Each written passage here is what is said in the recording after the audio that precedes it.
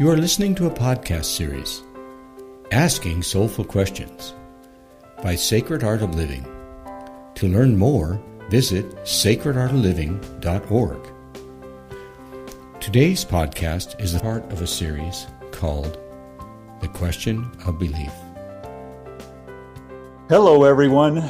My name is Daryl Williams, your host for this podcast series called Soul-Sized Questions. Today, I'm in Dewey, Arizona, and up in our studio in Bend, Oregon, we have Steve Koski, who is the lead pastor of First Presbyterian Church in Bend. Joining him is the founder and director of the Sacred Art of Living Center, Richard Groves. The motto of the First Presbyterian Church in Bend is embodying a spacious Christianity. Stephen, what do you mean by this? Well, so often we begin our faith thinking it's a conclusion. And we actually believe our faith is really the start of a conversation rather than the end of a conversation. And we really want a place where there's space, one, for everyone, that everyone belongs and there's a space at the table for everyone, no matter where you are on your faith journey or you consider yourself not particularly on a faith journey at all. That everyone's welcome at that particular table. And we actually believe questions and doubts are not the enemy of faith, but actually the invitation to a deeper faith, a more authentic faith. So that's kind of our starting place, is spaciousness. I think it's Psalm 18, where kind of the description of salvation is, I have set your feet in a spacious place. So we kind of carry on from that idea of how can we create space. That really fits with the nature of the podcast series about soul-sized questions. And the emphasis here is on the questions, not the answers, right? Right. I wonder, though, in your own coming to that place, I'm sure maybe in your own faith journey, the emphasis on that has been an evolution. Could you share anything around that? You know, I think it's been an evolution, but I think questions have always been important in my faith journey. I call it the God question or the soul-sized question. I can remember the soul-sized question from a very, early age. And I think maybe that's why Jesus said, unless you become like a child, that I think the essence of faith and kind of what spacious Christianity is all about is curiosity, curiosity and wonder. And I'm fortunate. There's a lot of people now, I think they're called ex-evangelicals. Yep. I just heard a podcast on that. Yep. So a lot of people are deconstructing their faith. I guess I feel fortunate that I feel like I've always been constructing my faith, and it's been a continual process of constructing. And, I think of the Golden Gate Bridge, where I just read recently that it takes 7 years to paint it. And by the time they get to the end, they have to start again. Yeah. It's never actually finished. And I find that really heartening. I find that really kind of inspiring. And that's kind of how I view faith and how I sense my faith journey has always been about, is construction and wonder and curiosity. I began my ministry. I entered seminary more out of a philosophical quest. I thought the last thing I would ever do is be a pastor. That was why I entered seminary. I entered seminary because the chaplain of the university I attended encouraged me to. And so it was that philosophical quest from the very beginning. When I finished seminary, I still didn't think I'd wanted to be a pastor. And I happened upon this opportunity, and I really wanted to see the world.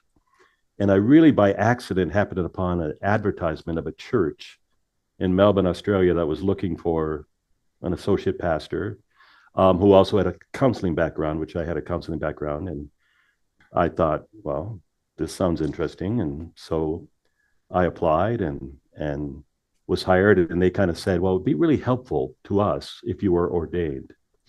So that's when I started to go, well, what does that mean?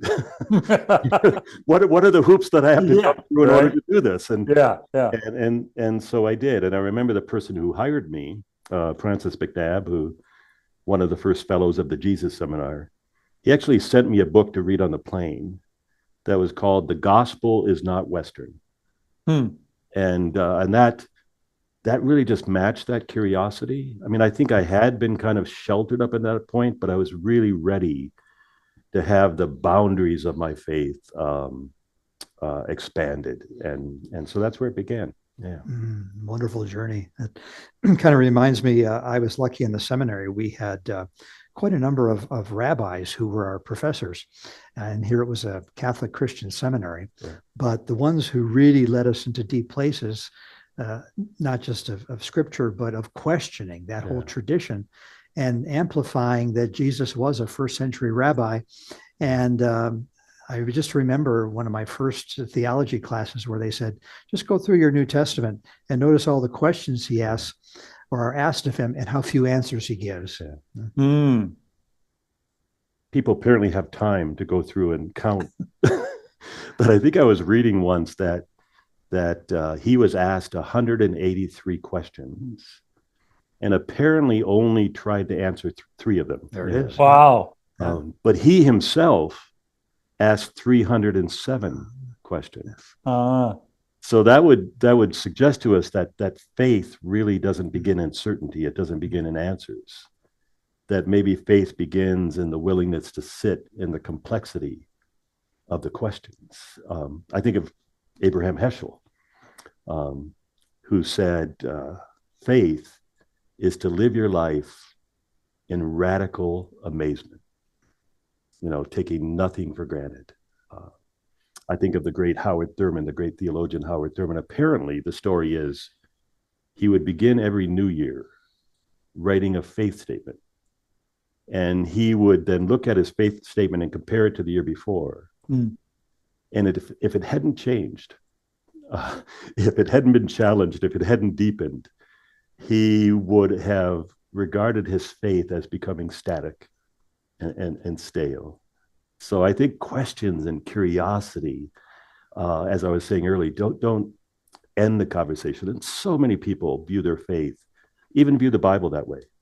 The Bible should be approached to get the answer and to end the conversation instead of approach to open us up to curiosity and wonder and start the conversation.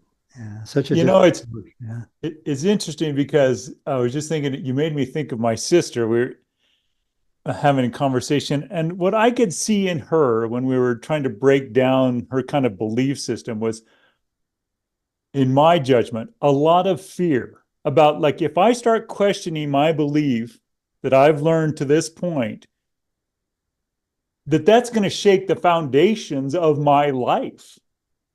And I was trying to help her explore that fear, but I wonder if that's a challenge for a lot of people out there. I really think it is. And I think that's why some churches are so popular. Many of the churches that provide the answers, that if you believe these 5 things, you're good. In this world where there's so much uncertainty and so much fear, I can completely understand why, if somebody offers you a box of certainty, I'm in. That would be really appealing. I had somebody in my own church who came to meet with me to say that they were changing churches, which I always love. I always get worried when people just go away. If you come to me and say, this isn't working for me anymore, I will always say, well, let me help you find a place that will, as opposed to just kind of leaving. But this person said, you were preaching a sermon and you were reading the scripture and you said, well, traditionally, the scripture is understood in this way. Let me offer you a different window to look at this. And she said, there's so much uncertainty in my life. I'm going through a divorce right now. Everything is so up in the air. I need the traditional way of looking at it. I don't want to wonder and all of it. I don't want that kind of open-endedness. I want, give me the 7 steps to a happy life. So I can understand the appeal of that. I think ultimately, when you talked about your sister and the foundation breaking down, what I've experienced, and I'm guessing you have as well, is that those who cling to certainty, those who kind of hang tightly to their answers, when they encounter things in life, such as death or perhaps a serious illness, all those things that they thought were certain break down. And they don't have something to hang on to. I think there's also stages of faith development Father used to talk about, and and that's not to say that earlier stages where I need the black and white is wrong, and sometimes life circumstances push us there. And I think crisis is definitely one of those places where that happens. But one of our other mentors here, James Whitehead from Notre Dame, says if you're not being spiritually repotted every 7 years, you're dying. Yeah. And I think that's the same sort of approach that you're describing here. Yeah, yeah.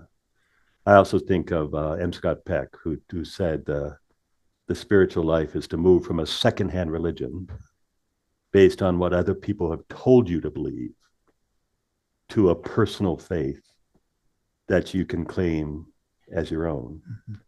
And I actually think that path is paved with questions and curiosity and actually doubt. I actually don't think doubt is the enemy of faith, but doubt is a real gift that invites us into a deeper place. I often say, if all you believe is black and white, you miss out on the whole full spectrum of color. And that's what I experience with those who kind of cling to the black and white. They kind of miss out on the whole spectrum of color. And it's true. And also you can see, or I can imagine conversations I've had with people where the concept of trusting doubt sounds like an oxymoron. Wait a minute. Yeah. I was taught that faith is the place where I'm going to be able to go for salvation, security. Yeah. And I just brought that up also because I was at a ministerial meeting here in our community a couple of months ago.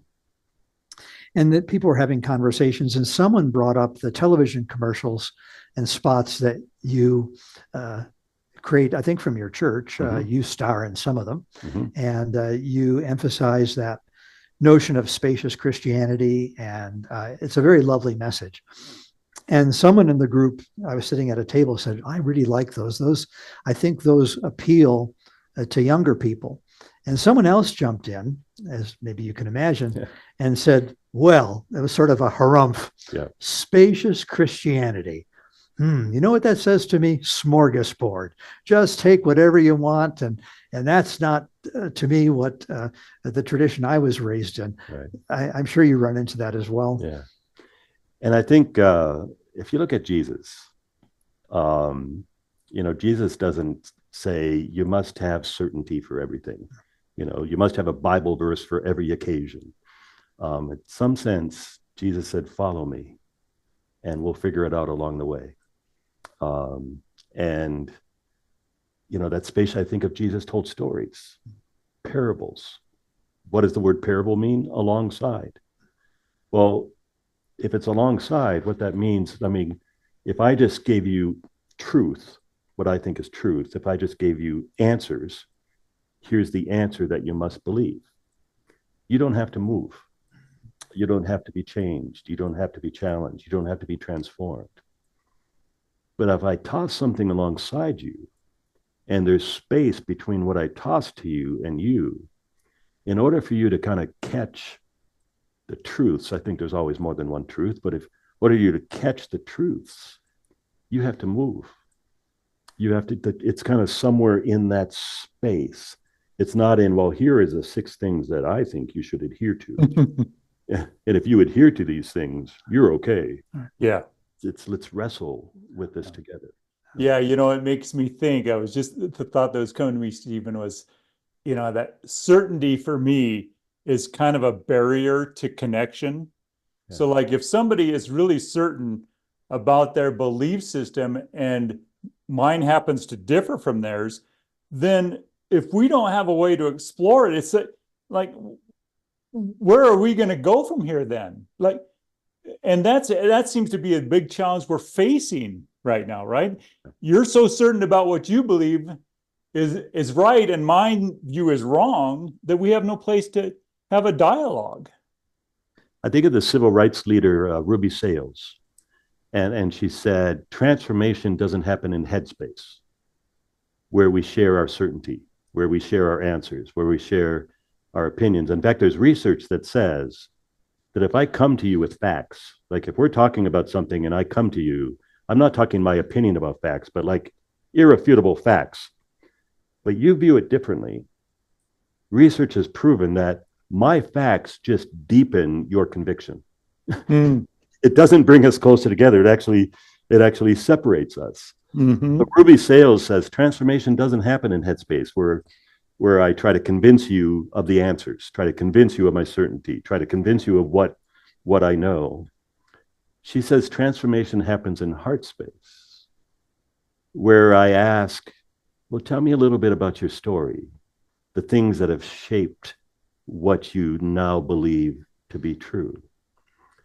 And we may still kind of hold differing beliefs, but we now have a heart connection, which means there's a far greater likelihood that the conversation is going to continue. Mm-hmm. So, and the depth happens somehow if we can continue the conversation. If I just told you, here's what you should believe, and you said, okay. Yeah. Or if you said, no, the conversation ends. Yeah. And that's what propaganda does. It says, here it is, believe it. Yes. And I just this morning, I follow your Facebook posts. Uh-oh. You have good ones.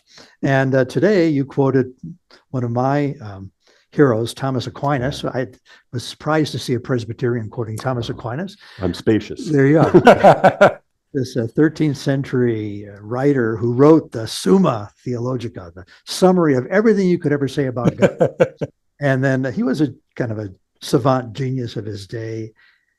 And when it was over, he had the most terrific crisis of faith. Just an absolute meltdown. And he just went into this huge depression because he kept realizing that every effort to try to nail down and define mystery, his language was, it's a lie. Any attempt to define what we say is infinitely larger than us, that's just a mistake. And so he was tempted to he called the whole thing straw. He said, I wish people wouldn't read it. So they continue to, but I thought that was a great example. Yeah. It's interesting on Easter, I have a tradition on Easter of reading Dr. Seuss.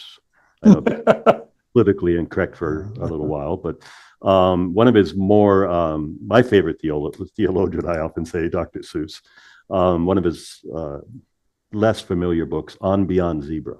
Do you know the one? No, I don't.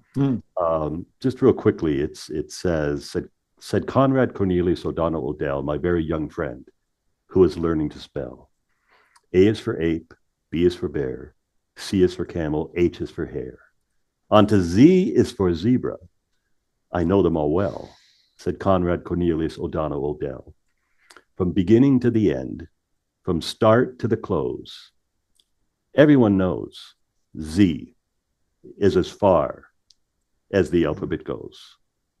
Then he almost fell flat on his face on the floor when I picked up the chalk and drew one letter more, a letter he'd never dreamed of before. In the places I go and the people I see, I couldn't survive if I stopped at Z.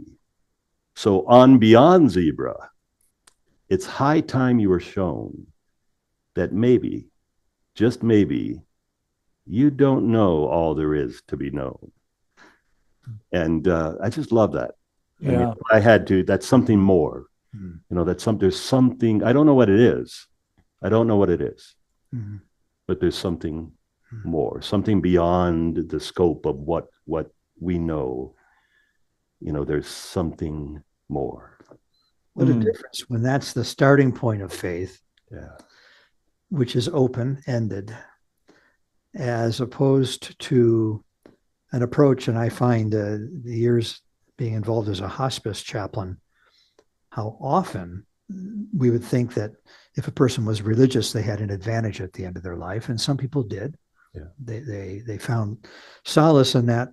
But the number of people I find who report the agony and the fear at the end of life, when instead of a spacious approach to faith, they're still back at an earlier age when they were told something they did they could go to hell for. Right. And that is the opposite of spacious faith. Yeah.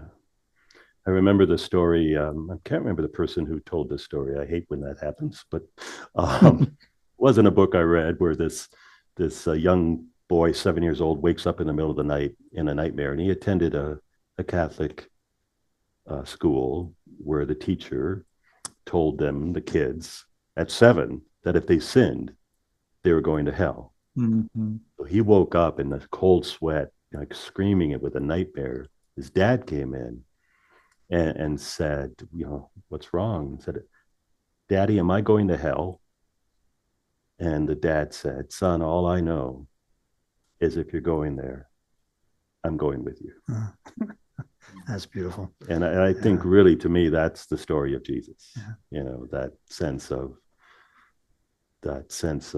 presence. And since we're doing interfaith pollination here, a similar kind of story, one of my favorites, I have the video of it and I show it sometimes. A couple of years ago, Pope Francis, who I find a very spacious person, noticed a little boy was crying, about 7 years old, and very upset. And he called him up, and the little boy told Francis that his father had died and he was an atheist. And he was afraid. He had been told, and by his teachers, that atheists go to hell, and he'll never see his father again. And I'll never forget this tender moment when he invited him to whisper in his ears about his father. And Francis turned around and he told the crowd there, he said, this little boy just told me that this father worked hard. He worked himself to death to raise 5 children, to send them to a Catholic school. And he says, so I'm not going to make the judgment here. He says, I'm going to do a poll. And he turned to the group out here and he says, do you think that man who spent his whole life working so hard and loved his son, because he called himself an atheist, is in hell? And of course, everyone there was this roar of no. And he said to the little boy, there's your answer. And I thought, for religion, especially in leadership positions, to be spacious enough to say, you can be an atheist, because Thomas Aquinas would say, what can we really say of God anyway that's true? That there's room for that as well, I think. I think of Ephesians 3 and the person at that breakfast that who harumphed about me. I can quote scripture. I do have a capacity. Ephesians 3, where it says, may you know, and the word know there doesn't necessarily mean head knowledge, that particularly the Hebrew understanding of know, that intimacy. May you understand at the very depth of your being the love that is beyond knowledge. And what you just described to me is the love that is beyond anything that we can possibly know. Awesome.